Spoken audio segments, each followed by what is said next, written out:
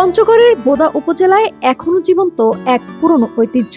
আধুনিক শিল্পের প্রতিযোগিতায় হারতে বসা খানি শিল্পকে টিকিয়ে রাখতে নতুন কৌশলে লড়ে যাচ্ছেন দুই কলু পরিবারের উত্তরসূরিরা। বহু শতাব্দী ধরে গ্রামীণ বাংলার খানি শিল্পের অবিচ্ছেদ্য অংশ ছিল বলদ, তবে তারা বলদের পরিবর্তে গাভী ও ঘোড়া দিয়ে চালাচ্ছেন খাঁটি সরিষার তেল মাড়াইয়ের কাজ।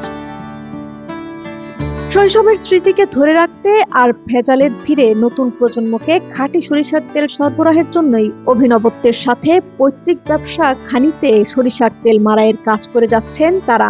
মোর বাপ কালু তেলি ওই 80 বছর করেছে ব্যবসা, তারপরে মুই ব্যবসা ধনু মোরও মনে 70-75 বছর হয়ে যায়। সরিষা থেকে খাঁটি তেল বের করার এই সনাতন কলুর তেলের গুণগত মান এখনো অটুট। খাঁটি সরিষার তেল হওয়ায় জেলা সহ বিভিন্ন জেলার স্বাস্থ্য সচেতন মানুষ কলুদের সাথে পূর্ব যোগাযোগ করে তেল নিতে আসেন সপ্তাহের নির্দিষ্ট দিনে। আমি আসছি দেবীগঞ্জ থেকে, আমরা এখানে তেল নিতে আসি। আমাদের বাসায় এখান থেকে তেল সরবরাহ করা হয়।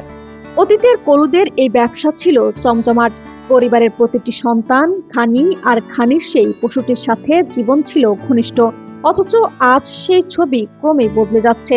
সময়ের সাথে সাথে যেন হারিয়ে যাচ্ছে সরিষার খানির সেই চিরচেনা শব্দ। নিকট ভবিষ্যতে হয়তো ঐতিহ্যের পরম্পরায় এই ব্যবসাটি আর থাকবে না।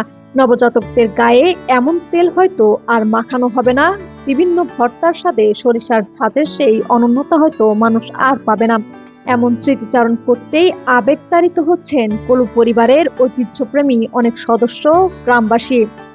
অন্যান্য তেলে তো অনেক ভেজাল, এখন এই যে ঘোড়া দিয়া তেল মারে আমি শুনছি, এখন এটা দেখতেও আসছি এবং কি তেলটা খুবই ভালো। ঘানি শিল্পের প্রসারে এবং পেশাটিকে টিকিয়ে রাখতে উদ্যোগ বাড়ানোর কথা জানালেন উপজেলা কৃষি ও নির্বাহী কর্মকর্তা। তিনি বলছেন, নির্ভেজাল এই তেলের চাহিদা থাকায় এই শিল্পের সম্প্রসারণে উদ্যোগ আরো জোরদার করতে হবে। এই ঘানি দ্বারা যারা তেল উৎপাদন করছে এই শিল্পকে টিকিয়ে রাখার জন্য আমরা উপজেলা প্রশাসন থেকে তাদেরকে সহযোগিতা করার চেষ্টা করব। বিশেষ করে বিভিন্ন প্রকল্পের মাধ্যমে যদি তাদেরকে এই ঘানির উপকরণগুলো সংগ্রহ করা যায় সেগুলোর দিকে আমরা চেষ্টা করব।